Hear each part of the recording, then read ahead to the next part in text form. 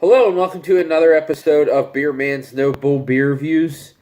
Today I have a beer from a new brewing company. Well, they're not a new brewing company, but a brewery that I don't believe I've done any reviews for yet on this channel.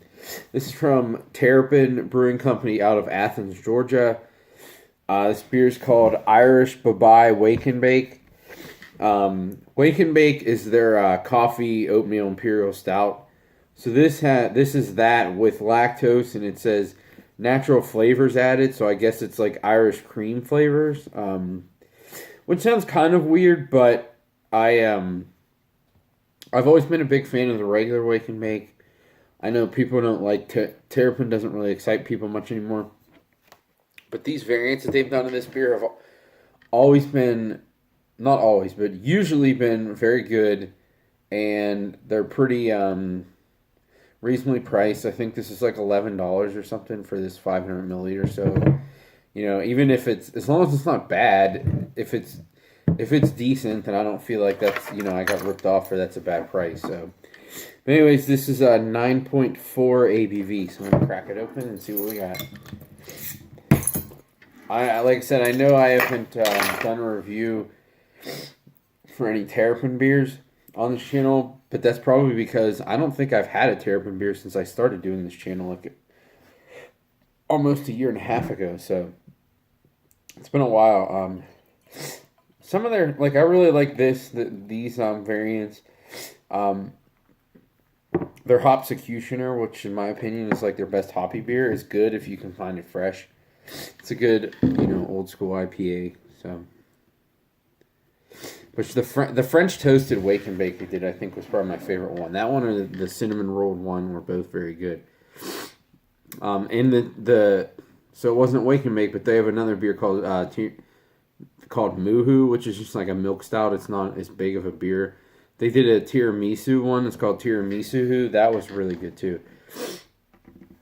As you can see, it pours a really dark brown. So, I mean, it's almost jet black with the about 2 fingers worth of pretty fluffy tan, beige to tan head. It's definitely not going away very quickly either.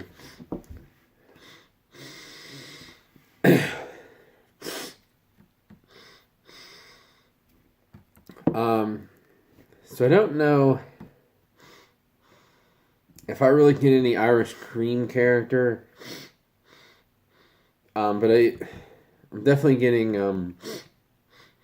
some roastiness from the beer itself, and also a little bit of coffee. It's has like a little bit that like dark fruity character too.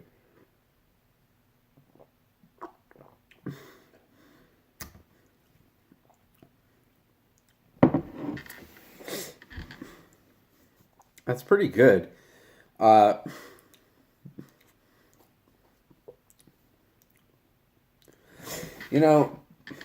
would say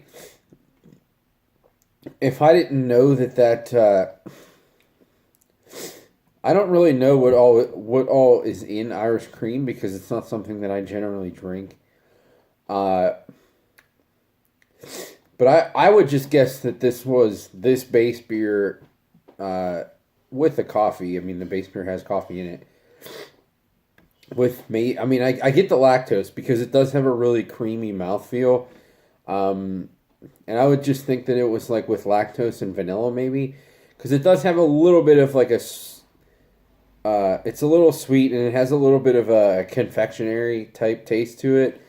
But I don't know that I would pick it out as Irish cream. But to me, that's probably a good thing because if it really tasted like some big artificial Irish cream flavor, I don't think I would want that.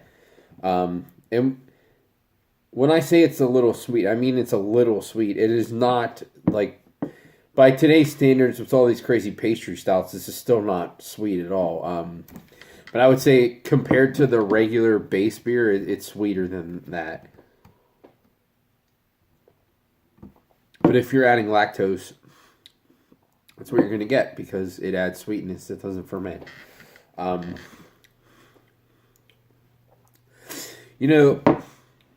one thing that thought I tasted on the first sip that was like the only very small detractor was I thought it was a tiny bit metallic. And sometimes that comes from the stout itself. Sometimes that is a product of the coffee. But even in the first taste, it was fairly minimal. But even going back in the second taste, I didn't get it at all, which is a good thing. But this is definitely like creamier and smoother than the regular version of this beer. And I think that's interesting too because even though it's considered an Imperial Stout, I thought that the base beer was under 9%, somewhere between 8 and 9, which for an Imperial Stout, especially in today's days, that's not very big. So I'm curious, like, if this is actually the exact same beer. Because, you know, it's one thing if it was barrel aged, that can boost up the alcohol from the remaining liquor in the barrel, but this isn't barrel aged, so I'm curious. I could be wrong. The base beer might be 9.4, but I thought I remembered it being under 9%.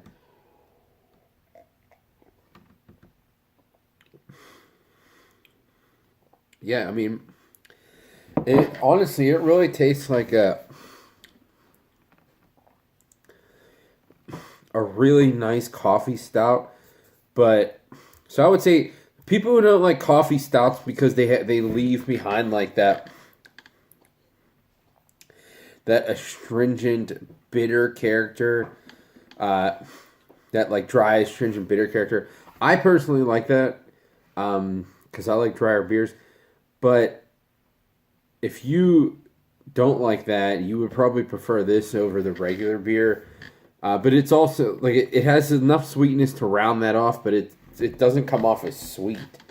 Like I said, compared to today's standard at all. But I mean, it is very coffee forward. It does have a little bit of the even in the aroma. It has, now that I've tasted it, I'm kind of getting more in the aroma too. There is more of whatever that Irish cream flavoring is, which I would just generally smell as like a combination of coffee and vanilla.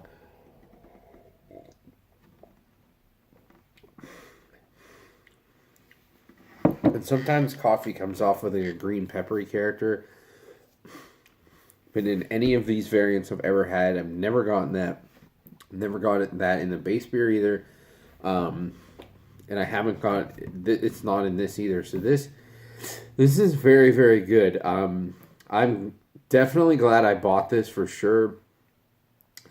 I will say actually earlier today I was in Faunaflora, and because they did the collaboration with Perennial, they still had a keg of Sump on tap.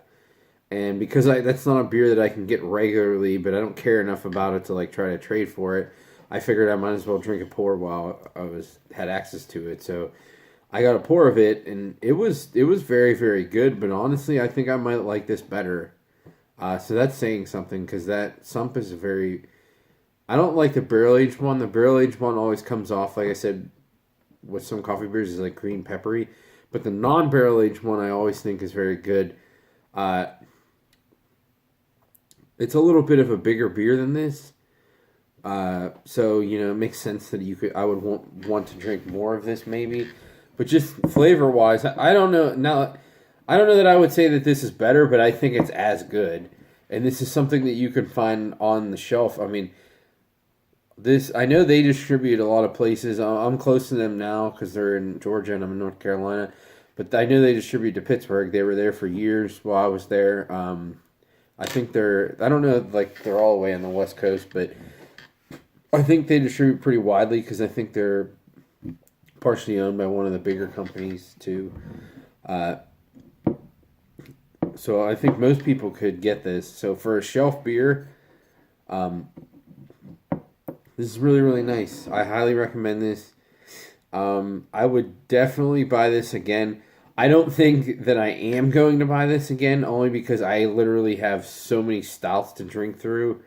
But if I didn't have that many to drink through, and I wanted to get more things, and I was just pulling from stuff that I had available on the shelf locally and at local breweries, this would be one of the things I would go to, because this is very, very good. So props to Terrapin for doing another very good variant of this beer. Keep coming up with new things, please. I love that they're able to add these flavors without them being super artificial or super sweet. It makes for really good beer. So I think that's all I got in this one. Please like, comment, subscribe. Let me know what you think, and I look forward to doing the next one. Thanks.